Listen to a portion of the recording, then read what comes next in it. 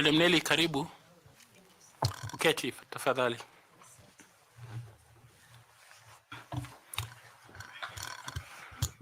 Karibu sana, uko na daftari na kalamu? Naam. Na pia kuna maji kama utahitaji. Asante. Jina langu ni Nelson Makanda, mimi ni mwenyekiti wa jopo hili na tungependa kukushukuru kwa maombi uliyoyatuma kwa ile kazi ambayo tulikuwa tume advertise na kupongeza kwa kuitwa kwa hii majadiliano ya interview ya hiyo nafasi ambayo wewe uliomba. Unakaribishwa sana. Wacha nikawauliza wenzangu pia wakaweze kujijulisha kwako. Karibuni. Asante. Thank you, Chair. Good afternoon, Madam Nelly. Good afternoon to you. My name is Linda Kiome. I wish to take this opportunity to welcome you for this interview session. Karibu. Thank you, Madam. Nelly, ujambo? Si jambo, hujambo? Naitwa Andrew Tanui, mwanachama wa jopo hili la uteuzi na naomba kukukaribisha. Nashukuru sana. Karibu. Asante. Good afternoon. Caroline Kituku, a member of the panel. Karibu. Thank you, Madam. Good afternoon. Good afternoon, Madam. My name is Adam Solo. I'm a member of this selection panel. Thank you, Professor. Good afternoon. Good afternoon, Nelly. My name is Nicodemus Bore. Karibu sana. Thank you, sir. Good afternoon. Good afternoon. My name is Fatuma Ali Saman, member of the panel. Please feel welcome.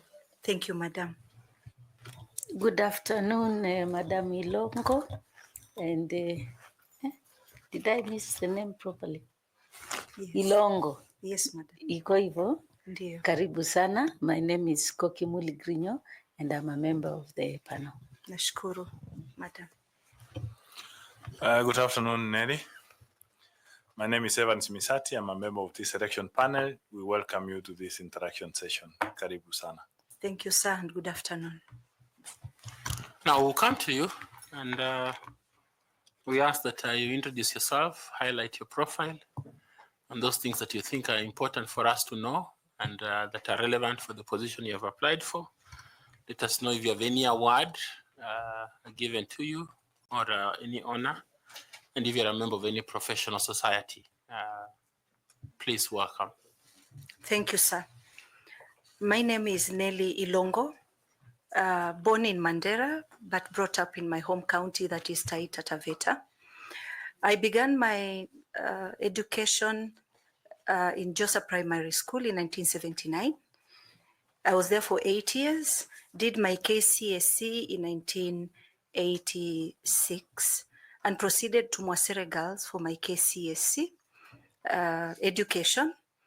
And I completed my secondary education in 1990, passed my exams, and proceeded to Kenyatta University for a bachelor degree in education. That was a 4-year program at KU. And after that, I was posted. I graduated in 1990. I graduated after 4 years and was posted as a teacher. And my first posting was Githunguri Girls in 1997. I was there for only 1 year, then transferred to Mukumu Boys, St. Ignatius Mukumu Boys. And I worked there for about 8 years and proceeded to Masinde Muliro University for my Masters of Education in Kiswahili degree. After my Masters in Masinde Muliro, TSC posted me briefly again to my former station Mukumu Boys for 2 terms, and then I proceeded to Iregi TTC, where I was a lecturer of Kiswahili and education. After some time in Iregi, I went to Kibabi Diploma Teachers, and that was for a year in 2009, and after which I applied for a job in IEBC and was recruited as IEBC constituency election coordinator, posted to Kisauni in 2010. Now, as a teacher, I trained as a teacher. I was able to sharpen my skills, especially during my master's level. I wrote, Masters of Education in Kiswahili is not that you're learning about Kiswahili. You're actually advancing in education. So I did sociology, psychology, and all that education people do. So because of that, I developed interest in curriculum development, and especially in writing. I was able to author several books, like with Oxford University Press. If you check the Upeo series, I wrote the Upeo Sarufi with some 2 other experts in Kiswahili. I've also published with Gaba Publications and Swahili Hub. I did 2 publications with them. Swahili Hub is owned by Nation Media. I also did some translation work. And so Kiswahili and learning Kiswahili education now prepared me for IEBC. So in 2010, as I said, I was posted to Kisauni as the one in charge of a constituency named Kiswahili, which was the 5th most populous in Kenya. I worked there for about 6 years, and then I got transferred. There's a time the commission decided we need to boost our numbers in registration, so we are all taken to our home counties. So I was now transferred to Voi constituency for 2 years, and after 2 years, IBC saw it fit to promote me. I went for some interview. I was promoted to county election manager position in 2017.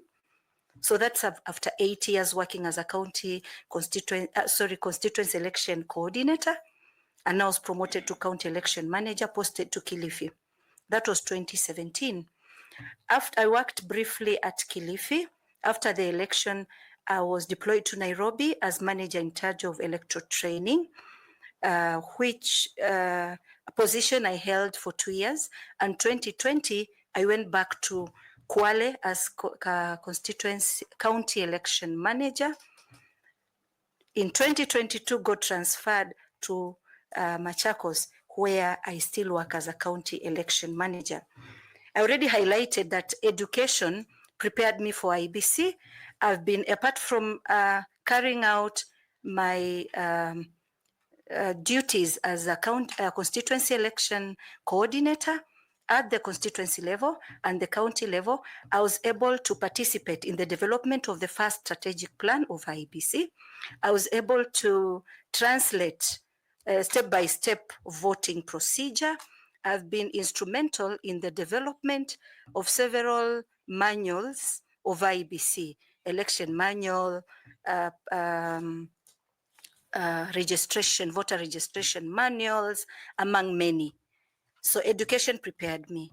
And now coming to IEBC constituency coordinator role and manager, electoral training and manager in charge of a county, I think it has sharpened my skills that I got at the university as a teacher. And now I'm able to communicate very well, communicate our programs, our processes. Of course, I've already said I've also been instrumental in documenting the documents that we use. And in IEBC, as a constituency election coordinator and county election manager, you are in the field. You're actually the implementing wing of the commission. So it is actually where the rubber meets the road. In constituency level, I've been able to implement actually the mandate of IEBC. I've been able to do voter registration, voter education, stakeholders engagement, and of course, return elections. So that is what I've done. And as a county election manager, I am a finance manager because I have I've been given the delegated AIE by the CEO. So I am the one in charge of finance management at in my area of jurisdiction. I am the one in charge of procurement and the supply chain unit. I am, of course, a trainer, and I oversee all. I'm in charge of human resource because my county has 8 constituencies, and in total, the permanent staff under me currently are 21. But during elections, I handle very large numbers of election officials. And an example is this last election. Machakos, we had over 15,000, actually to be precise, 15,875 election officials. So I also have honed my HR skills, and finance, I've talked about it, and the election, I'm an election expert. Having worked from down there, then a manager in the field coordinating, facilitating, supervising, and remain the face of IEBC at the county level. At headquarters, being a manager in charge of electoral training, that is being in charge of electoral training in the whole of Kenya.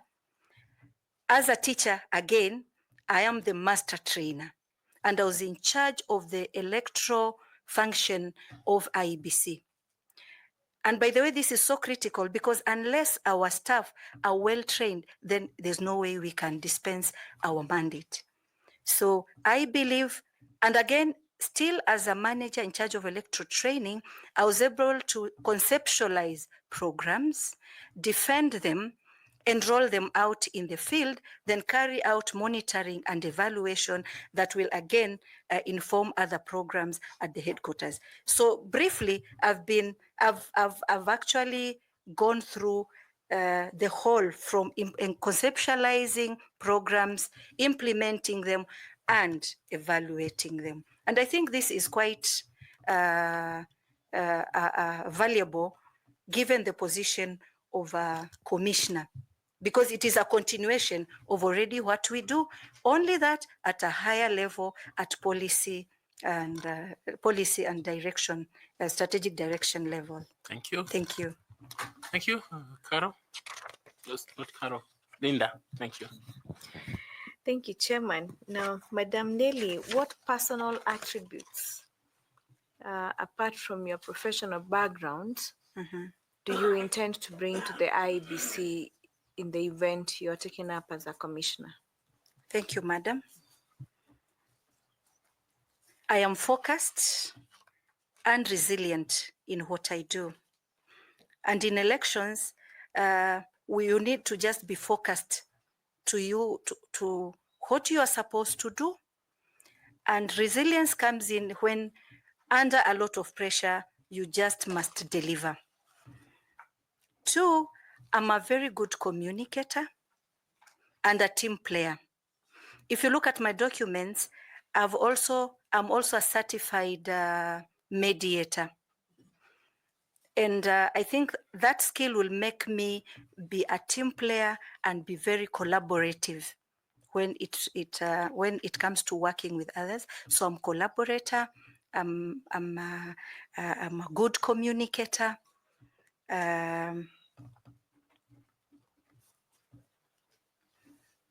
I'm very good at conflict management because I believe I'm humble and I'm open. I'm open, but I'm also a stickler to law. So I think those are collaborative, a good communicator, a team player, and I can be able to persuade others. Yes.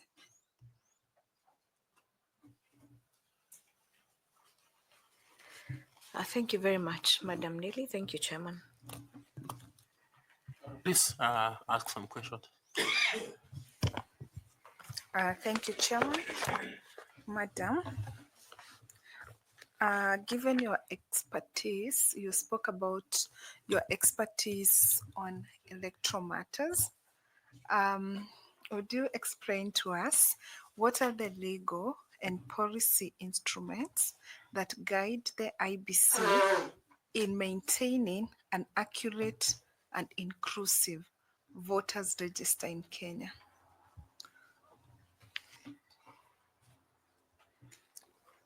The legal instruments that we use, the Constitution, we use the Election Act, the IEBC Act. All right. So tell us, how do they mandate? What are the provisions in those instruments Okay. that speaks to the IBC's mandate in updating, keeping updated voters register and ensuring that the voters register is accurate and inclusive? Thank you.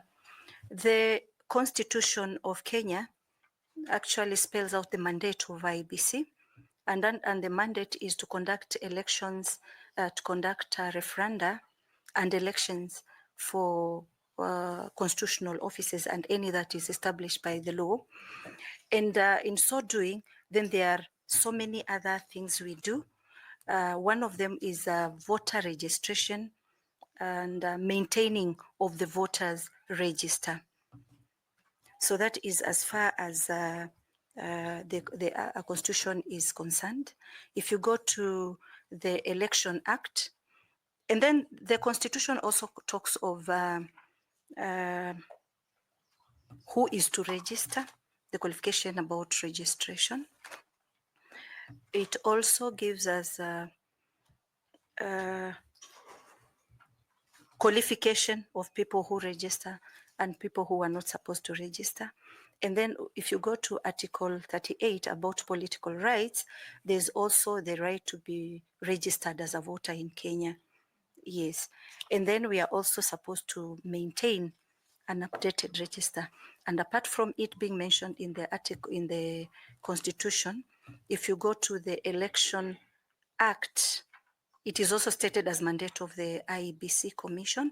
And in the IEBC Act, sorry, in the Election Act, now it gives us the procedures, the processes of the conduct of how to maintain that register, carrying out registration and maintaining a register.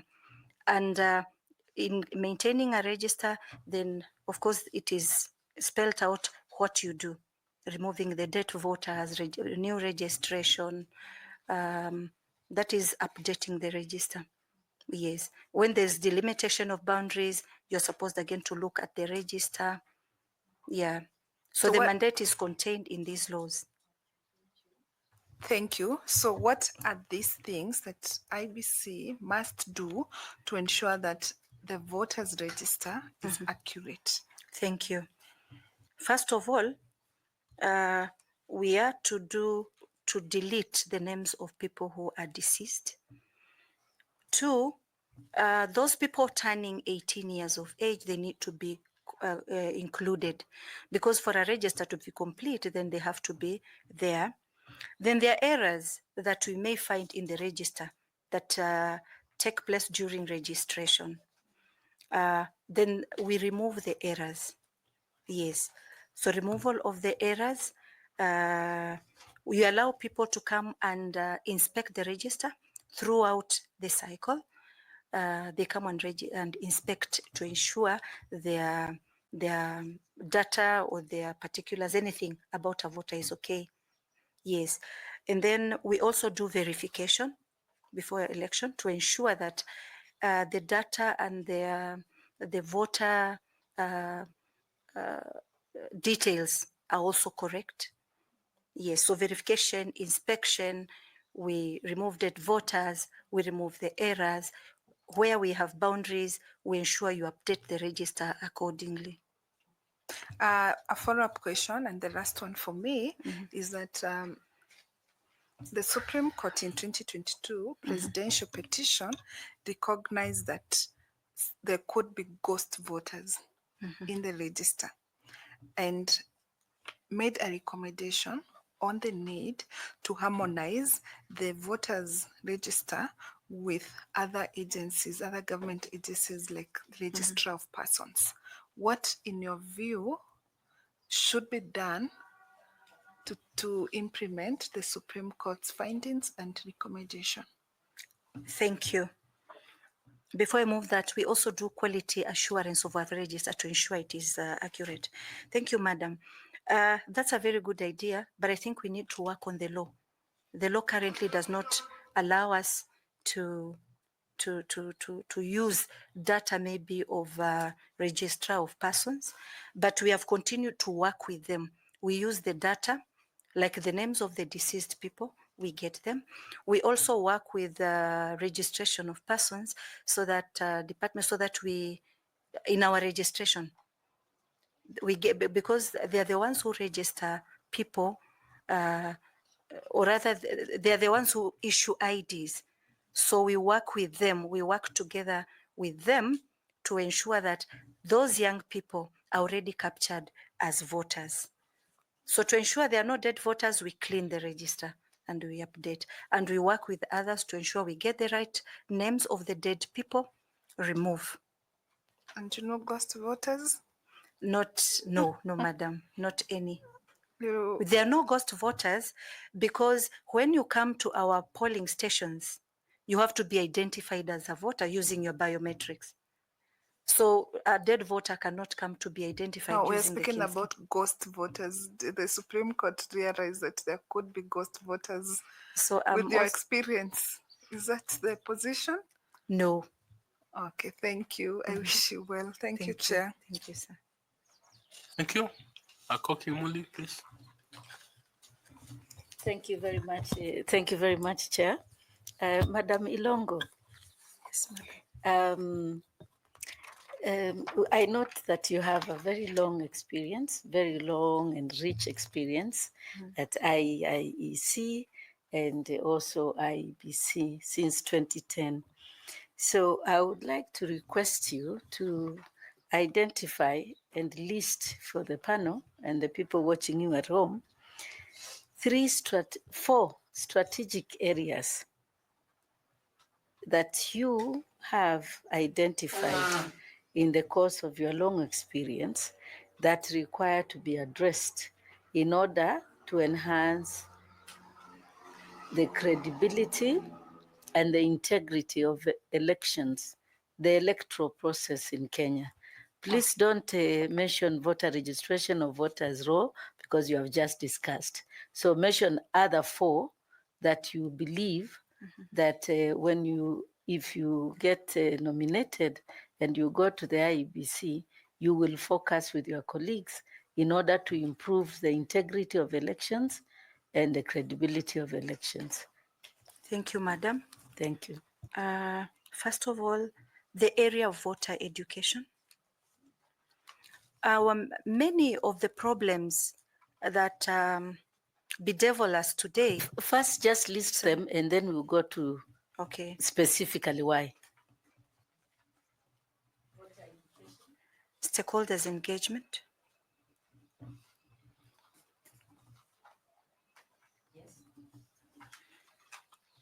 I'm identifying areas, the 3 strategic areas that will contribute to credibility. Yes. Integrity. 4. Okay. Okay, voter education, madam. Strategy, stakeholders engagement. We also, delimitation of boundaries.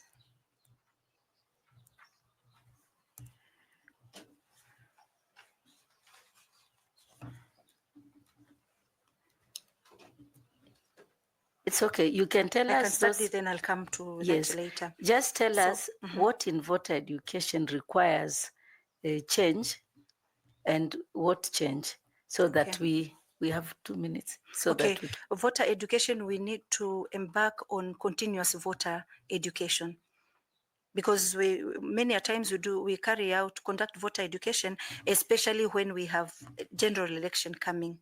So continuous voter registration, so that we talk about our processes and procedures when people are not under any influence that there's or any pressure of an election. Yes, that is one. Then we can also have targeted voter education, especially for the special interest groups, the youth, the women, PWDs. We have really done well in these areas, but we need to do more. especially in voter education for these groups, the women, the PWDs, and the youth. A big segment of the population is the youth. And I'm sure we have not really captured all of them, but we already have, there's a lot we are doing to capture them. So we have it targeted. We use all technology, using the social media to reach out to the youth and have programs targeted for them. Like for women, we can go to the marketplaces, we can tailor our programs, and we have voter education drives that go right to the villages. For the special interest groups, we have inclusion policy, but we can also do more. Already we use sign language teachers in our forums. We use Braille, there's a time we used, but like I think we can do more to prepare their materials and have more of that. In stakeholders engagement, as I said, unless and until people know what we do, in Kiswahili they say usichokijua ni usiku wa giza. So most of our problems is because people do not understand our processes and procedures. So for that being the case, then we would want to work together with our stakeholders, the civil societies, the members of society, the voters, the political parties, through maybe the political party liaison committee, the political parties themselves, the ORPP. We bring them together such that when we are running what we are doing, understand, we educate them, we have forums with them so that they can also be our ambassadors out there. Then in boundary delimitation, we know very well that after 8 to 12 years, the law says we do a boundary delimitation because the population has grown. And again, one of our, not one, but actually our mission is to also, apart from elections, is to, our processes should go a long way in bringing about equity in boundaries, equitable representation rather. So if we carried out boundaries, then that one will also add to our credibility because it is work we are supposed to do. So voter education, stakeholders engagement, and then we also need to up our game as far as observation, facilitation of observation, monitoring and evaluation of election. In this, here we bring in agents and observers too, and then we are also communicating in a very transparent manner. Thank you very much, Madam Ilongo, and I wish you very well.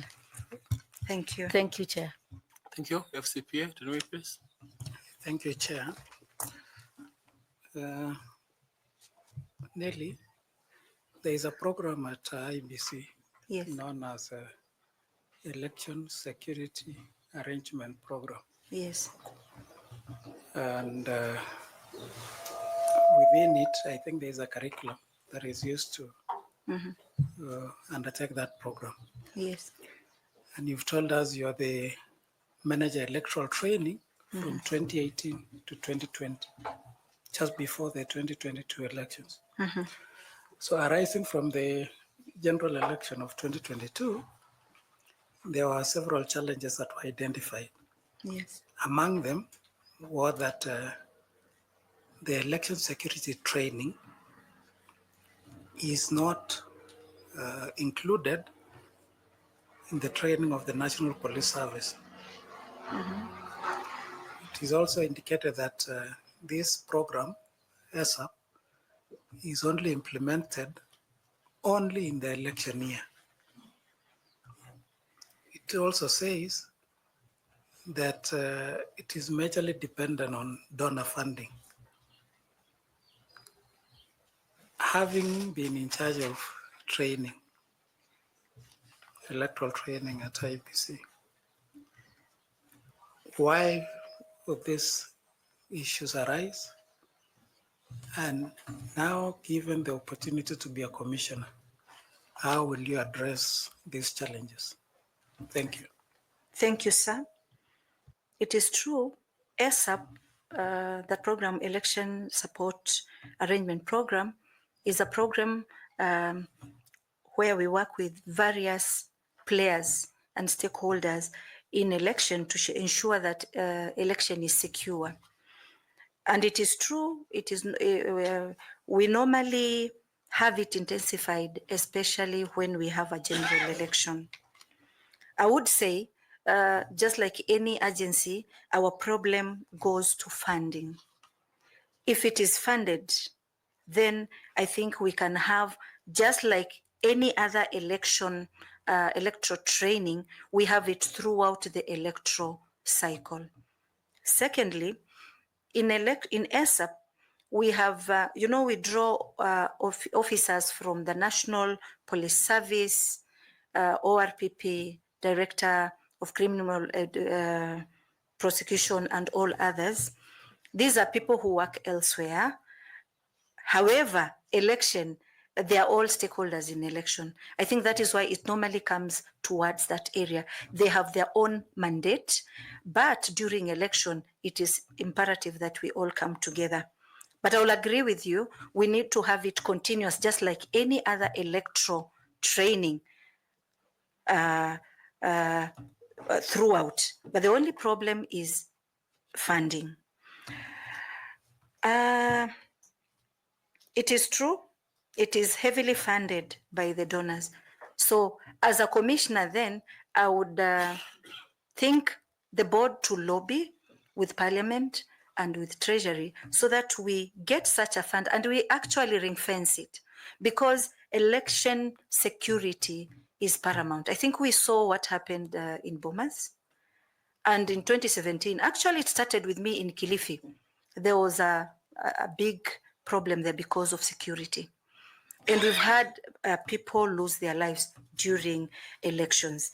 So maybe it is a response, or rather we go there because during election, that is when the political environment is really charged. But I agree, we need to save funds and then continue working with our colleagues in the other sectors of security so that we make this program work. Otherwise, it has worked, though now it is because it is not sustained throughout.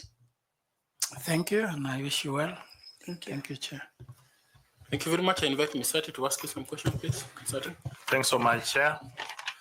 Neri, Yes, sir. I want to ask you two questions. You give me two answers. Two of the answers has to be the causes, and the two of the answers has to be the solutions.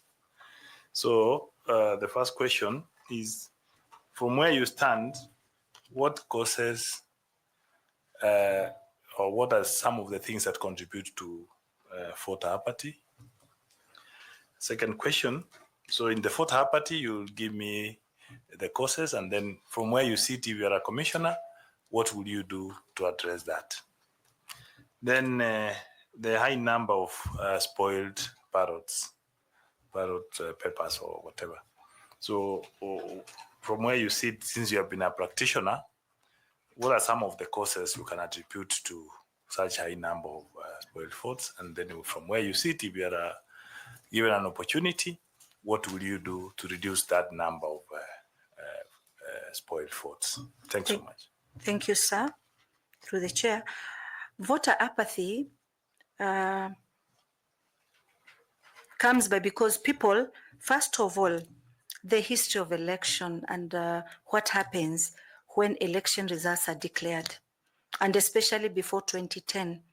So people have that perception that there's something commission does to the election results. And so people feel they have already lost hope. They feel there's no need of coming to participate in elections.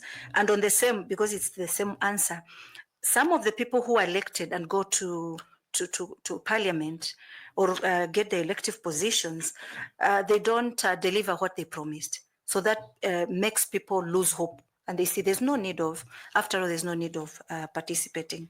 And another cause for voter apathy is because people don't understand our processes and they do not know the value of voting.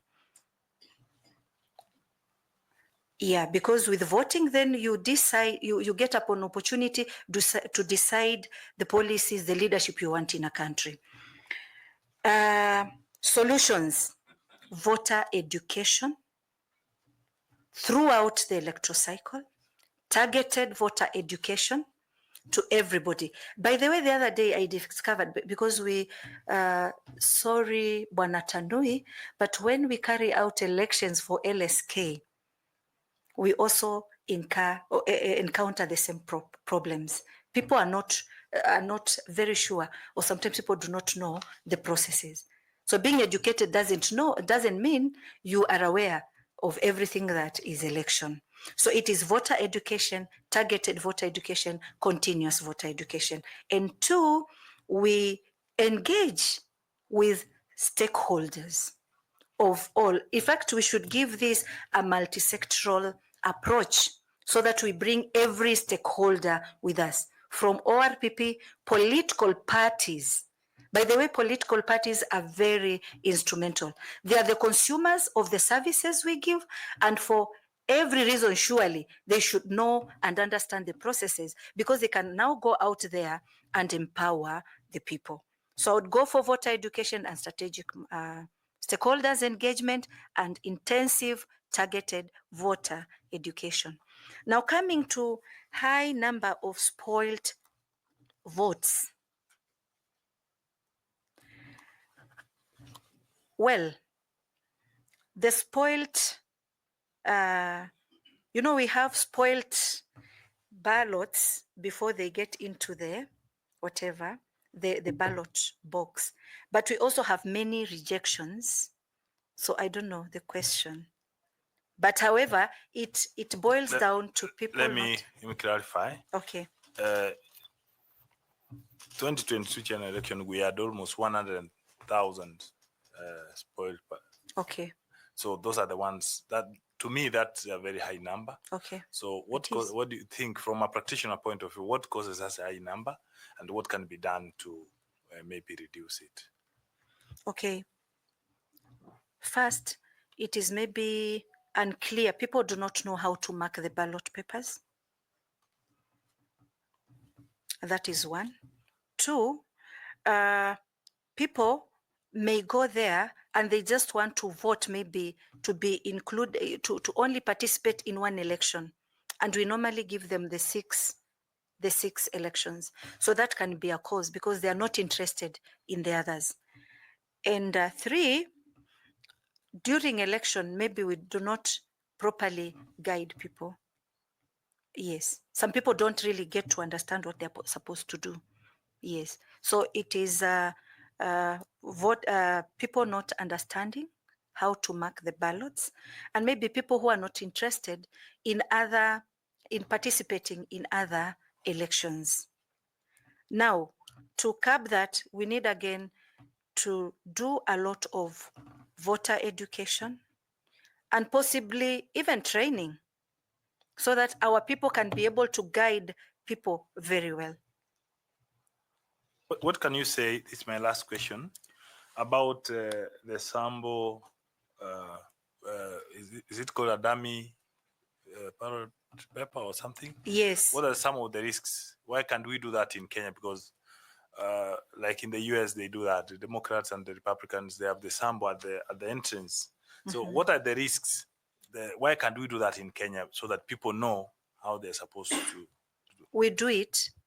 We do it. We place such a dummy ballot paper outside. Yeah, we do it. So maybe it is because they were also, voters could be encountering the same for the first time. As much as we also, in our voter education sessions, we actually teach people how to mark the ballot papers. Yes. Thanks so much, and I wish you all the best. Thank you. Thank you. I want to invite Fatuma to ask you some questions, please. Thank you, Chairman. Madam Nelly, if you are given an opportunity and then you are now tasked with the reviewing of the IEBC framework for engaging election observers, what policy-based improvement would you recommend to ensure transparency, professionalism, and constructive feedback mechanism? Thank you, Madam.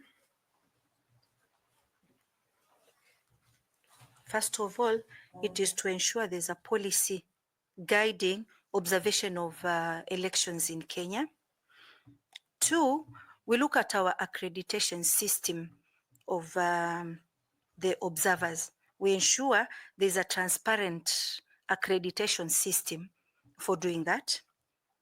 3, I would go for code of conduct for election observers, so that as they come on board, they know these are the rules and these are the don'ts and all that. Then they're there to observe and give feedback so that we improve our processes. So we agree on reporting on the same. And as a responsible commission, we'll ensure that we publish their reports, and when the election is done, we again call them so that we can debrief about the election, areas they felt need improvement, and areas that we did well. And that will improve transparency. And of course, we shall publish their reports and share for whoever wants to see. So it means all this will be under the policy that we are recommending. Yes, to madam. guide their processes. Yes, there will be a policy in place to guide all this. But again, the accreditation system. People need to know, even for example, the international observers, even before they come to Kenya, I would even think of a system, an electronic system, and even possibly a portal where they can go there and see, as an observer, what are my qualifications, what am I supposed to do, what is the code of conduct, and so and so. And I think, again, we must my qualifications, what am I supposed to do, what is the code of conduct, and so and so. And I think, again, we must have a liaison person from IEBC who will be taking feedback, and if they have questions during the election observation, they can raise, and so there has to be that communication. Thank you very much, and I wish you well. Thank you, Masha. Thank you. We ask Nicodemus Bore to ask a question, please. Madam Milongo. Yes, sir. You have indicated that one of your duties as a elections coordinator is to monitor activities of political parties with respect to elections related activities, especially when it's almost election time. Yes. What are the top 3 lessons you have learned from interacting with political parties at the county level, and how will this shape your strategic priorities at the commission if you get the opportunity to serve? Okay. Thank you, sir. Political parties are the main vehicles for democracy. They give us the candidates for elections, predominantly because 90% are people sponsored by parties. And one thing I've learned is that we must just work together with political parties, and this can even be through the political party liaison committee that is already in place. Secondly, during monitoring of election, of course, there's a code of conduct that has to be adhered to by the political parties and candidates. So again, we learned that these are our very crucial stakeholders, that we can also use them as our ambassadors to go out there and educate the masses. So I've learned that apart from being our clients, consuming our services, they are also, we have a symbiotic kind of a relationship that they will go out there and work for us, explain processes. These are people of influence in the community.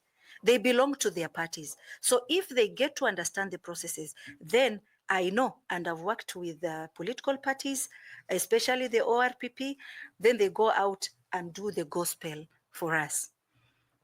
I've also learned that political parties can, or rather our working with political parties can either make or break this country. And them being people of influence, of course, they give media briefs, and what a politician says, whether in church or over the radio or whatever, is the gospel truth taken by people. So I've also learned again, working with them so that through their platforms, then we can, our agenda can be completed. Yes. So there are people of influence through media, through their people. Again, we work with them. Yes. And we also now have to ensure they also adhere to the code of conduct. Because if we left them free, and then that also now erodes the credibility and of the commission. Yes, thank you. Thank you very much, and all the best, Nelly. Thank you. Thank you. Professor Adams, please. Thank you, Chair. Nelly Long. Yes, sir. First, let me appreciate the experience you have had on electoral matters, the trainings you have gone through from all or most of the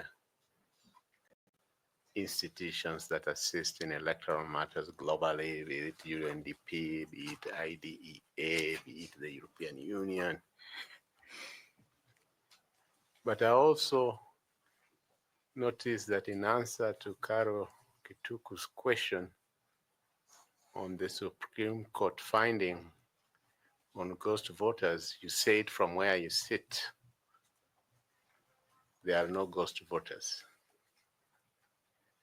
Are you also aware that in past Supreme Court rulings, ungazetted polling stations have been found, and that's where ghost voters, that's where they derive the language of ghost voters, when you have an ungazetted polling station? Thank you, sir. I'm not aware of ghost voters having voted, because as I said, in your area of operation or throughout the country? I only saw it in media. But so I'm just asking, can Nelly Longo here, stationed in wherever, whether Kisauni or Taita Taveta, talk conclusively for all the other stations? Yes, sir. As who? As an election practitioner, and from a practical point of view. Because polling stations, we have people in polling stations, voters that have been registered and are in polling stations, isn't it? For them to vote, you have to be identified by the KIMS kit. Otherwise, you cannot proceed to vote. You are aware that there have been questions over KIMS kits? Yes, sir. So you're saying that the Supreme Court is wrong? No. They said we improve the KIMS kit. No. I'm just saying that you are given examples of what the Supreme Court said, not just 2022, I can even go to 2017. That was nullified. Okay, 2017 about illegalities and irregularities were a myriad of problems. But in 2022, our KIMS kit was already improved, and it was now in law that you cannot proceed to vote unless and until you are identified by the KIMS kit. So ghost workers in 2022, no, sir. So it is tamper-proof. Yes, it is. But like any other... Thank you. Thank you, sir. Thank you. Let me go to my question. According to Article 73. Just a bit. Sorry. There was a ruling on the eve of elections, 1 or 2 days before elections, that Yes, sir. where biometrics does not work, that there will be voter identification using a handbook register. Yes, the register, there was a court ruling, yes, the last minute, that we have registers at the polling station for the same reason. But we actually went through the KIMS kit. And of course, there's also an alternative way of identifying people, but we went through identification through the KIMS. But of course, we printed the registers and they were in polling stations. Okay, Prof. So what contributes to the trust deficit in IEBC from where you sit, and is it valid? Okay, thank you, sir. Prof, trust deficits, I'll take you back to 2007 and what happened there and contained in the Kregler report. So Kenyans already, and even after IBC was established, Kenyans, a large number of them, still feel there is always something wrong or there's something fishy going on. So because of that history, we are already suffering trust deficits. That is one. Two, as I've already mentioned, many people do not understand our processes and procedures. And the cure is voter education and stakeholders engagement. However, the Commission, and this is a problem worldwide, resources are never, after an election, we never get enough resources, adequate resources to run voter education, targeted and stakeholders engagement, so that while we are relaxed, we have no delimitation of boundaries, we have no general election where other players also get into the field and talk to people and convince them, even using misinforming them and disinforming them. If we had funding during a time like this, then we can do a lot of engagement and do a lot of voter education.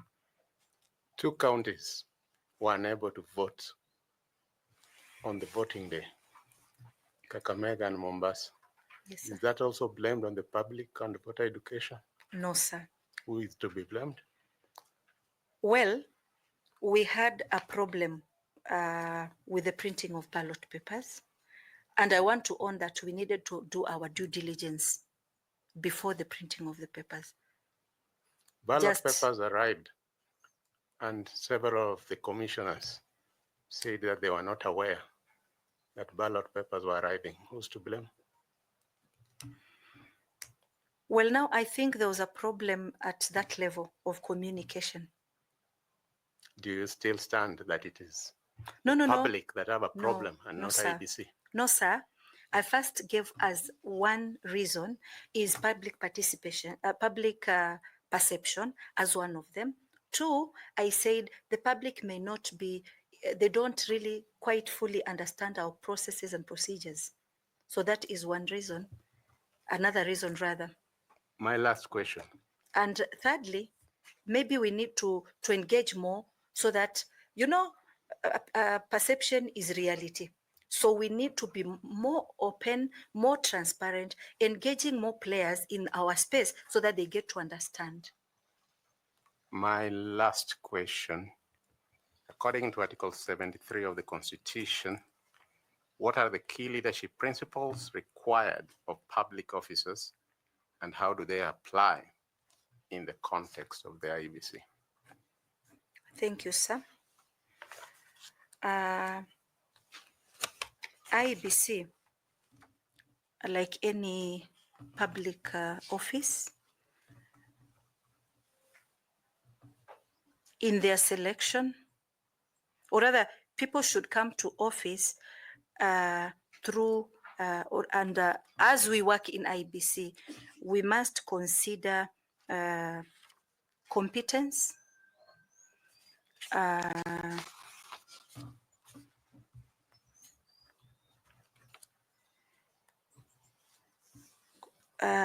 capacity, and also sustainability in all that we do. We need to remain objective and impartial in all our, in our business as the Commission. 3, we must remain accountable in all our activities, because that office is entrusted to us, or rather that office will be given to us in public trust. So we have to remain accountable for every decision we make. And then discipline in what we do, and remaining within the confines of the law. Yes. Thank you, Chair. Thank you, Prof. Do you have some 2 questions? Yeah, sure. Nelly Longo, definitely. By no shred of doubt, you are an election expert. Yes, sir. So this is the time we ask you high school questions. Apart from this method where you use the selection panel to bring IEBC commissioners to office, which other 2 methods has Kenya used during the multi-party period to bring commissioners to office? Okay, thank you. One, I think, was the president appointing people to come and work on the panel. Work with the panel? No, not to work as the commissioners and conduct elections. And 2, there was, is it called IPPG, where political parties would bring people to come and manage elections. Thank you. You also have a lot of experience as an educationist. I'll ask you a question on economy and innovation. Very, very, very answerable. Name 3 major sources of foreign exchange earnings for Kenya.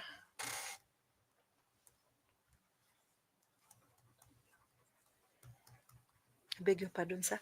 Name 3 major sources of foreign exchange earnings for Kenya. Okay. Nini inaleta pesa kwa? One is agriculture. Another is remittances by people in diaspora. The 3rd one. Just from the coast where you come from. Mekupatia leakage. Not mining, but no. 10 seconds. Okay, yeah. Sorry, pass. That's a sound. Okay. Nelly, there's mining in Taita and in Kwale. Why are you saying not mining? Yeah, it is there. Sorry? Okay. Yeah. Sorry. Can I give the answer now?